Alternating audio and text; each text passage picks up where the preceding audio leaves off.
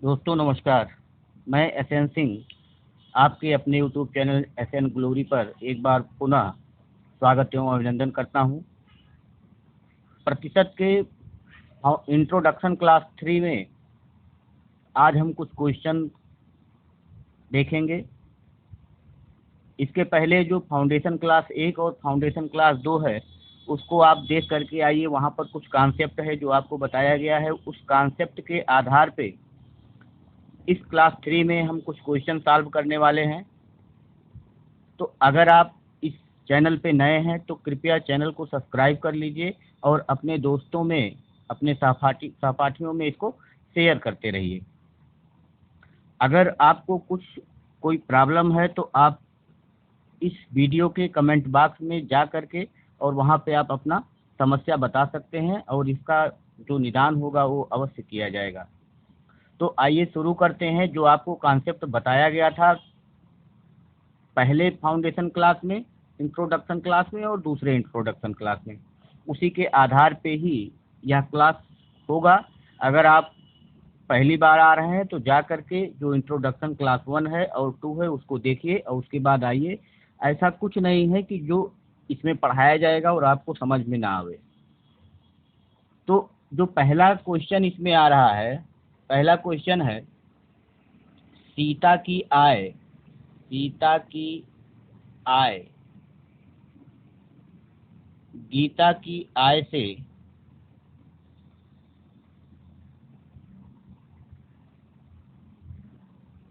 10% कम है। 10% कम है। बताइए, बताइए गीता की आय, गीता की आय सीता की आय से कितने प्रतिशत अधिक है। तो ये क्वेश्चन हो गया कि सीता की आय गीता की आय से 10% कम है। बताइए गीता की आय सीता की आय से कितने परसेंट अधिक है। आपको बताया गया था कि अगर पहले कमी की बात होगी तो इस 10% को हम सबसे पहले भिन्न में बदलेंगे, फ्रैक्शन में बदलेंगे। तो 10% बराबर 10/100 हो जाएगा और 10/100 का मतलब हो जाएगा 1/10। अगर पहले कमी की बात कर रही है तो हम ऊपर वाले अंश को ला करके नीचे वाले हर में से माइनस कर देंगे, अर्थात ये हो जाएगा 1/9। और 1/9 को जब हम प्रतिशत में बदलेंगे तो ये 100 का गुणा करेंगे और ये हो जाएगा 100/9 और 100/9 का मतलब हो जाएगा 11 सही 1/9%। 11 सही 1/9% और यही आंसर हो जाएगा। अब इसको सॉल्व अगर करने जाएंगे तो दो लोग हैं, गीता है और सीता है। कह रहा है सीता की आय गीता की आय से 10% कम है। तो सीता की आय 10% कम है। अगर गीता का 100 है तो सीता का 90 है। बताइए गीता की आय सीता की आय से कितने परसेंट अधिक है। तो कितना अधिक है, यहाँ से अगर देखेंगे सीता की आय से गीता की आय तो 10 क्या है, अधिक है। तो 10 अधिक है कितने से, 90 से। और इसी में 100 का गुणा करेंगे तो ये परसेंट बन जाएगा। इसको हम काटेंगे तो ये हो गया 100/9 और ये आ जाएगा 11 सही 1/9%। ये उत्तर हो जाएगा। तो हमको कुछ नहीं करना है, केवल जैसे ही 10% मिला ये 1/10 के बराबर है, 1/10 में लाएंगे नीचे घटाएंगे, परसेंट में बदल देंगे, उत्तर आ जाएगा। उसके बाद क्वेश्चन नंबर 2 देखिए। चीनी का मूल्य, चीनी का मूल्य 20% घट गया, 20% घट गया। ज्ञात कीजिए, ज्ञात कीजिए कि उपभोक्ता, उपभोक्ता पहले जितना व्यय में, पहले जितने व्यय में कितने प्रतिशत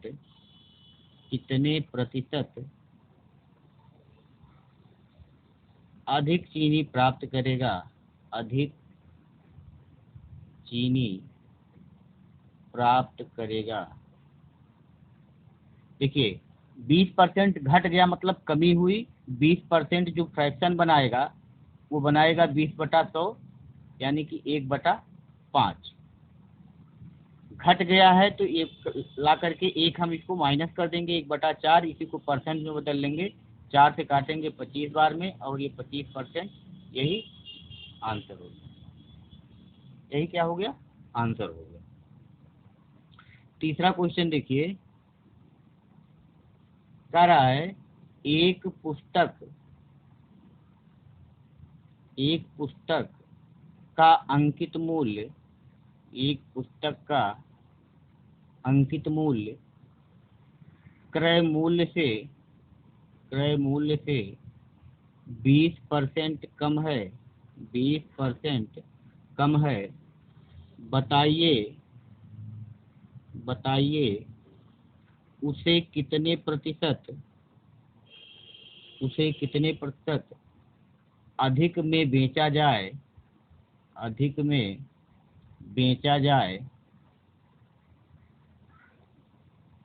कि ना लाभ हो ना हानि। देखिए एक पुस्तक का जो अंकित मूल्य है क्रय मूल्य से 20% कम है। बताइए उसे कितने परसेंट अधिक में बेचा जाए कि ना लाभ हो ना हानि। यानी 20% कम होने की बात अगर कर रहा है तो 20% जो फ्रैक्शन बनाएगा वह क्या बनाएगा? 1/5। और इसी को लाएंगे, कम पहले हुआ है तो एक को नीचे हर में से माइनस कर लेंगे तो 5 में से 1 गया, 4 हो गया। 1/4 को जब हम परसेंट में बदलेंगे तो ये आ जाएगा 25% और यही क्या होगा? उत्तर हो जाएगा।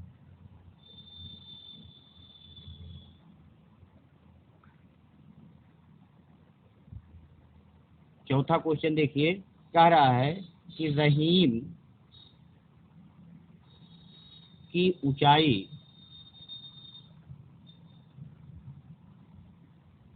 करीम की ऊंचाई से 50% कम थी, 50% कम थी। ज्ञात कीजिए कि करीम रहीम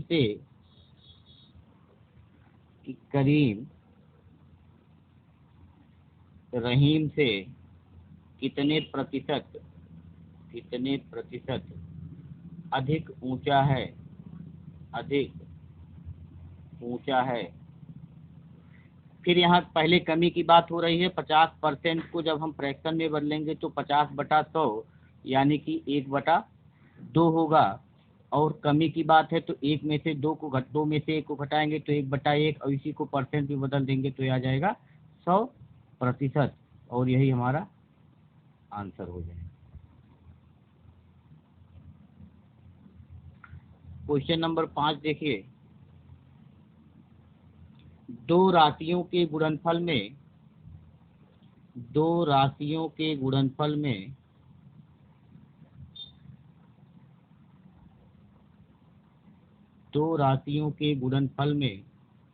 एक राशि दो राशियों के गुणनफल में एक राशि 30% कम हो गई, 30% कम हो गई। दूसरी राशि को कितने प्रतिशत बढ़ाया जाए, कितने प्रतिशत बढ़ाया जाए कि गुणनफल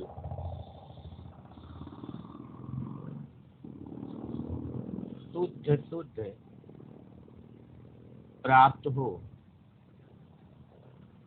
तो 30% कमी का मतलब हो गया 3/10 फ्रैक्शन बनाएगा 3/10 कमी है तो 3/7 हो जाएगा। इसी को जब हम परसेंट में बदलेंगे तो ये 300/7 हो जाएगा।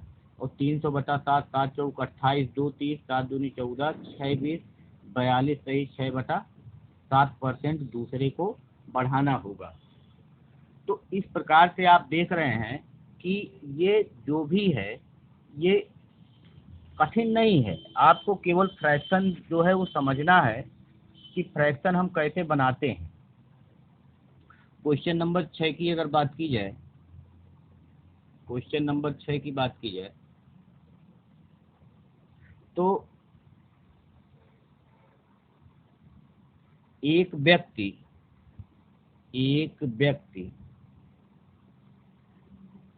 के वेतन में 10% की कमी की गई। वेतन में अब कितने प्रतिशत वृद्धि की जाए ताकि वह प्रारंभिक वेतन के बराबर हो। पहले कमी की गई, अब कितनी वृद्धि की जाए कि वह प्रारंभिक वेतन के बराबर हो जाए। तो 10% जैसे आया, इसको हमने कहा 1/10, पहले कमी है तो 1/9 गुणे 100 किए और ये हो गया 11 सही 1/9%। और यही क्या हो गया, उत्तर हो गया। जब आप इसको करना सीख जाएंगे तो तुरंत आप मुंह इसको कर लेंगे, कोई दिक्कत इसमें इस टाइप के क्वेश्चन में नहीं है। एक बार कमी एक बार वृद्धि, कोई दिक्कत नहीं है, आप तुरंत उसको कर ले जाएंगे। फिर से कह रहा है कि यदि यक्स का मान y के मान से 25% कम हो तो y का मान यक्स से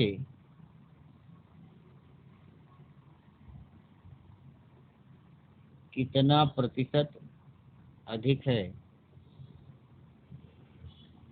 25% जो फ्रैक्शन बनाएगा 1/4 बनाएगा। पहले 25% कम है तो 1/3 हो गया। 1/3 को परसेंट में बदलने के लिए 100 का गुणा और ये हो जाएगा 33 सही 1/3%, यही उत्तर हो जाएगा। 8वां क्वेश्चन देखिए। 8वां क्वेश्चन कह रहा है कि यदि ए की आय बी से 40% कम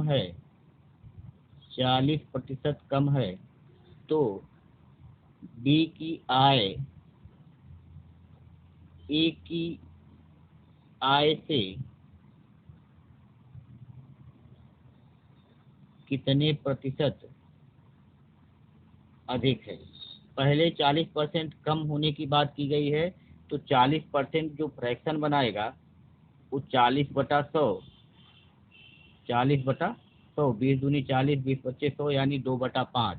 कमी है तो 2 लाख के नीचे घटा देंगे तो 2/3 हो जाएगा और 100 का गुणा करेंगे तो ये हो जाएगा 66 सही 2/3% की क्या की जाए, वृद्धि की जाए तो फिर उसी पे पहुंच जाएगा और ये आंसर हो गया।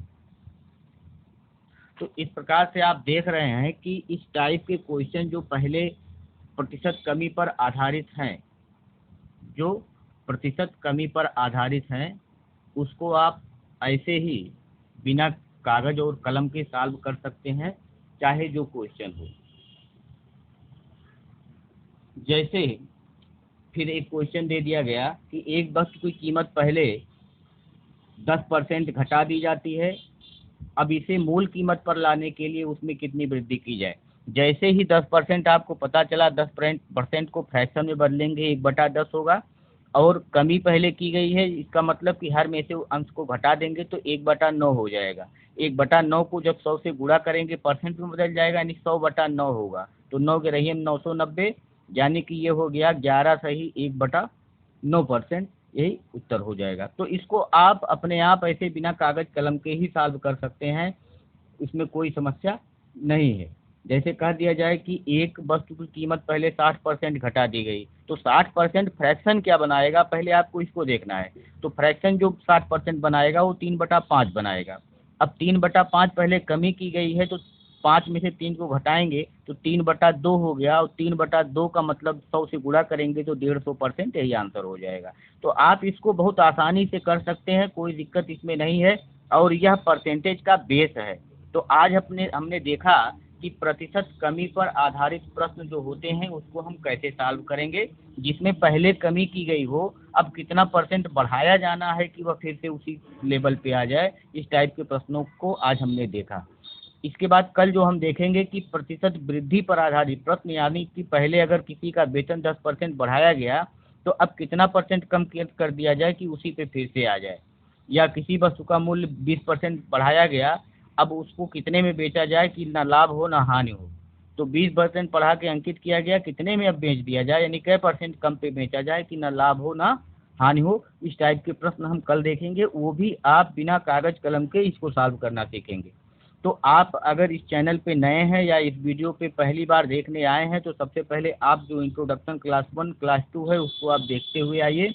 जो भी इंट्रोडक्शन क्लास होगा वह पूरे जो उस चैप्टर का होगा न्यू होगा, तो उसको आप निश्चित रूप से देखिए। उसके बाद आप जो परसेंटेज के क्वेश्चन होंगे उसको आप बिना कागज कलम के सॉल्व करना सीख जाएंगे, ये हमारा दावा है। तो आप जो कुछ कहा जाए वैसे ही केवल करते आइए। आप जब भी पढ़ने बैठिए कागज कलम के साथ पढ़ने बैठिए, जो भी बताया गया, जितने भी क्वेश्चन कराए गए उसको आप नोट करते रहिए। बाकी अगले वीडियो में, आज के लिए इतना ही। धन्यवाद, नमस्कार।